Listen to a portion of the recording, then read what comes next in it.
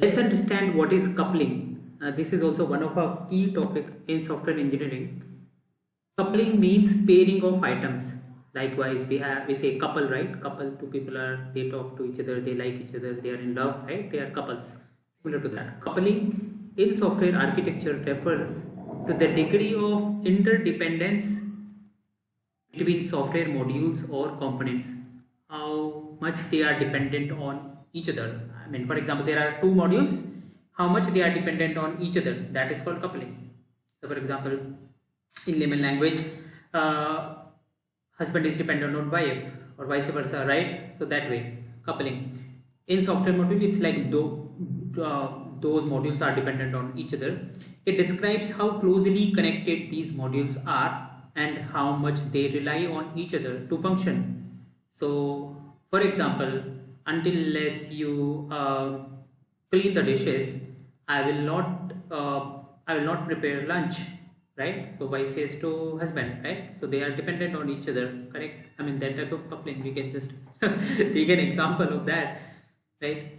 So one module is dependent on on the other one, and they rely on each other. That is, let's see the types of coupling. So we have tight coupling, loose coupling. Tight coupling means components are highly dependent on each other. Unless you clean the dishes, I won't prepare the food at all. Tight coupling. Changes in one module often requires changes in another also. So they are tightly coupled. Loose coupling means components are independent and interact through well-defined interfaces or API, but they are independent. Changes in one module are less likely to impact others.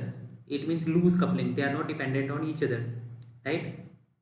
So in human life, tight coupling is good, right? We of course we are dependent on each other, right? That is how this whole world work.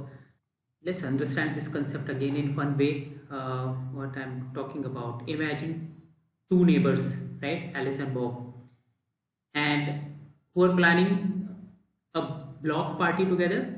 They decide that Alice will handle the decoration while Bob will manage the food. Suppose Alice picks a specific color for decoration that directly influences the types of food Bob can prepare. For example, a color themed menu. If Alice changes her mind, Bob's entire plan might fail apart, requiring him to start from scratch. It's tight coupling. They are dependent on each other. So one, or based on one's decision or one's change in the planned activity will totally impact the other one's plan. So it's tight coupling. Let's see the importance of coupling. Maintainability. Loose coupling makes it easier to update or replace components without affecting the entire system. So we need loose coupling. That is a key thing. We need loose coupling. Loose coupling is required. Scalability. Systems with loosely coupled components can be scaled more easily as individual components can be modified or duplicated as needed, right? Testability. Loose coupling allows for easier testing of individual components in isolation. So for example, there are different modules we have in our application, right? And something is changed in one module. We just need to validate that module because it will not impact the other module's functionality. We know that this is loosely coupled. Now another key concept is cohesion. Cohesive in nature. Coupling is one thing, another one is cohesion. What is cohesion? Let's understand. Cohesion in software engineering refers to the degree to which the elements within a module or components belong together. It measures how closely related and focused the responsibilities of a single module are. High cohesion is a desirable attribute as it indicates that a module or component performs a single well-defined task. Little bit confusing because coupling is when we have different modules, we are saying how one module is not relying on another module. That is loosely coupled. Now in cohesion, what we are saying, within a single module, we have different elements, right? How those elements are capable to complete the whole requirement and can perform as a single well-defined task. That is called cohesion. So if a particular module is not dependent on another module, it means it's loosely coupled, as well as it is highly cohesive, because that module is self-sufficient to complete the whole task, right? Because the elements within this module, they are able to complete the whole task, so it's highly cohesive. So what we want eventually, loose coupling and high cohesiveness. Loose coupling and high cohesiveness. So that is what it says. High cohesion is a desirable attribute, as it indicates that a module or component performs a single well-defined task. Let's understand this also as fun way. Imagine a family unit. Parents and children all working together for a common purpose, like planning for a family vacation. A family project where a family is like a module. The whole family is a module, right? A family project where everyone is involved in preparing for a holiday. Each member has a specific task: booking tickets, packing bags, planning activities. Yet all tasks are closely related to the single goal of enjoying a vacation together. That is a single goal. We have different tasks. Those are different elements, and the module is this whole family. Okay. So module is equal to, the family is the module. Elements are the family members or the different tasks, and the final activity, the whole function would be that is a single goal is enjoying the family vacation, right? And they are able to, if they are able to achieve it within family, they don't need any other person, any neighbor's help, right, to achieve that goal. Then it's high cohesive family or high cohesive module. So there are types. Let's see the cohesion types. Coupling, we have already seen tight coupling and loose coupling. In cohesion, let's see what are the. So we have functional cohesion. It means all elements contribute to a single well-defined function or task. Functional cohesion, function or task. An example would be a function that calculates the total price of items in a shopping cart. That could be a function, right? So that is functional cohesion. Sequential cohesion. Elements are connected in a sequence where the output of one part is the input to another, right? An example would be a function that reads data from a file, then processes it, and then saves the result. So it's like in sequence. We cannot process the file until we read the file. We cannot save the file unless we process the file, right? So this sequential process within module, it's happening. It's sequential cohesion. Then we have communicational cohesion. Elements operate on the same data set but perform different tasks. Example would be a module that reads a user profile and then updates it. Simple, right? Then we have procedural cohesion. Elements are grouped because they always follow a particular sequence of execution, a procedure, right? Process steps of doneness. Example, a function that performs multiple steps in a process, like a setup function, anything, right? But multiple steps of doneness. Temporal cohesion. Elements are grouped by when they are executed, typically at the same time.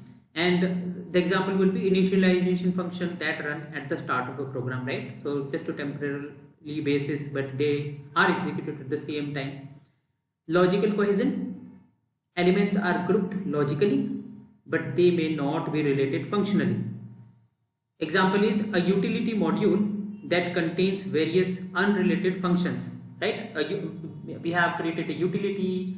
What it will do, it will perform similar type of logic but totally unrelated. And then we have coincidental cohesion. Elements are grouped arbitrarily. There is a little or no relationship between them. An example is a module with a mix of unrelated functions and variables. Let's see the importance of cohesion. Maintainability. High cohesion makes it easier to understand, maintain, and update a module as its purpose is clear. So for example, a module is for a specific purpose and it's not dependent on other module, means loosely coupled, as well as the elements within the module are capable to complete the whole task, high cohesive. So maintenance is also easy, right? If there is any change, it will we just need to make sure that within module we test everything. So maintainability is easy. Reusability, modules with high cohesion are more likely to be reused in different contexts as they perform specific tasks. So for example, we have created a framework for utility, right? This utility or framework is kind of a module, because what we want to do, we can just plug and play. We just need to install it somewhere and then it will start working. It doesn't dependent on something else, some other module, right? So we can reuse it again and again. So reusability factor will increase. Reliability, systems with highly cohesive components are often more reliable as they perform well-defined tasks with fewer unexpected behavior. I mean, we know that this module will work standalone utility, so we are less bothered that it will break. It should not break, right? Because we have already validated that earlier.